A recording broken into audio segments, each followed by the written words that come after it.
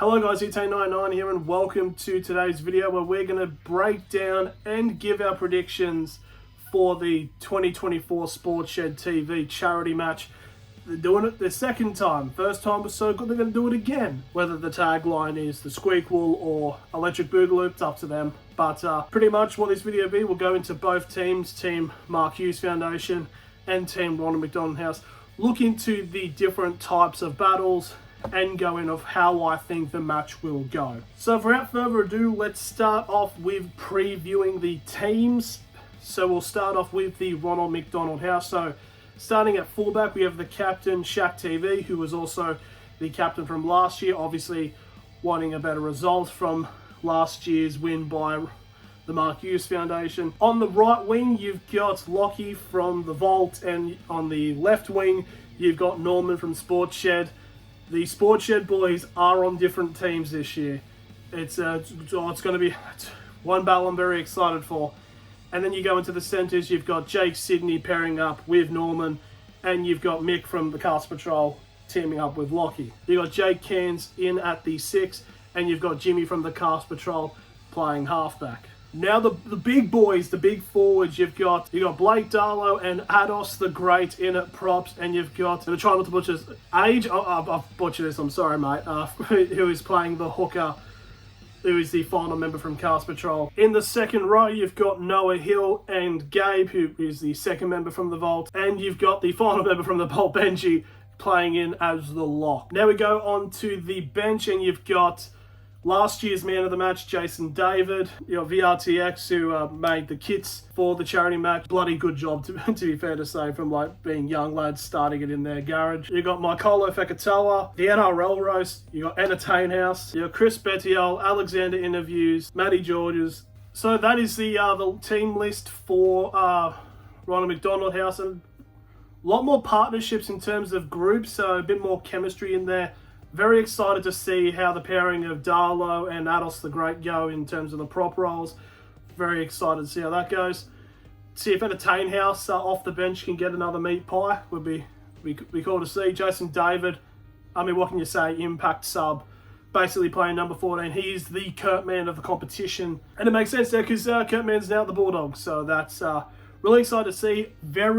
Now let's go and look into the team of the defending champions, the Mark Hughes Foundation. So starting off we start with the backs, we have the fullback of Chironic, and then on the right wing you have the captain, Nick Stav. Gonna be interesting to see how he does adapt to rugby league, obviously being a football. I hope he does well for the football tragics out there. And then on the left wing you have Nick Pagano.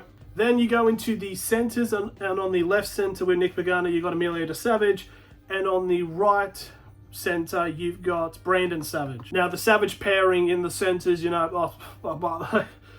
that's a green line of chemistry right there. Now, moving into the playmakers, and we have Trademark Sports playing in at the 6, and Isaac from SportShedTV playing as the 7. Now going into the forwards, you've got Sick and What's New in the Castle as the props, and the Novocastrian, you gotta have for the Mark Hughes Foundation, you have to have at least one Novocastrian in there, that's just by law. And then you've got Duwari from Moe Duwari as the hooker. In the second row, you've got Random Stats Guy and Bocco, and at lock, we have Hainsey. Oh boy, am I excited for that. Now onto the bench, we've got Winston Neville, Bluey from Daily Blue News, Tanaka from Ajabay's Couch, Harry from Hellos & Co, Joe K, Emil Mac TV, Donny Sports, Castro, and Haiti. Obviously, in terms of comparing the team from last year, obviously the Bernard boys are no longer there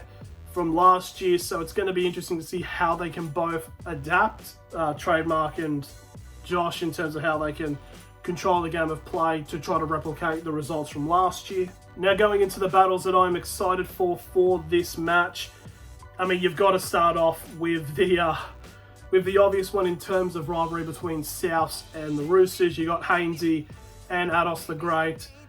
I'm expecting some runs from the side. I'm expecting runs from the back fence to immediately kick off the match. It has to happen. It did happen a couple of times during last year's charity match. But you need to set the tone straight away because there is a lot more chatter in this charity match, a bit more trash talking. So I feel like there could be a bit of beef. Everybody's listening to Take Me by Oasis, and also you've got the playmakers, somewhat different from last year. So it's going to be interesting to see what type of plays they can try and formulate with their teams. I know they've been training a lot for the last couple of months, so we should be seeing some, like Andrew John style, like kicks where it just magically bounces to a running attacker. And also we've got the Battle of the 14s. You've got Winston Neville up against Jason David. Both Dogs fans, both Impact subs. The game changes when either of them will enter the field. Now, going into how I think this game will go, I believe this is going to be a lot closer. Like, to be fair, it wasn't even like, I don't think last year's scoreline kind of reflected how the game, because it was sort of somewhat a bit of a drubbing, but it was like Ronald McDonald House were just about there, still clinging in. It wasn't until like much later into like the second half where it just collapsed in itself for the Ronald McDonald House. But this year, I think it's going to be a lot closer and a lot tighter. Could it go to golden point? Like, this is like the questions you're going to be asking. I genuinely think it's going to be an absolute close match. In my personal opinion, I think the Mark Hughes Foundation will win again, but I'm genuinely thinking by like 6. It's going to be like probably the best match you could probably wish for a charity match like this is a high scoring match, but it's still sort of close. So it's not an absolute blowout, which is best case scenario, I think, in terms of entertainment for the ticketed viewer. If we're thinking about first tries, I think Nick Stav's going to get off the mark straight away. I think there's going to be some good play of the ball, long cutout pass out to Nick Stav on the wing, and he can just put it down the corner. He'll start everything off. So yeah, that was my preview and prediction for the SportShed TV charity match for 2024. Who do you guys have in this match? Let me know in the comments below. Thank you all very much for watching.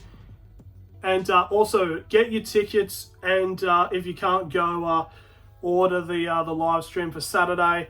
It's at Lincoln Oval, Vibro Silvertails, like bloody Western Suburbs, Manly back in the 60s. Historic venue. So get down there. Thank you all for watching, and I'll see you all later.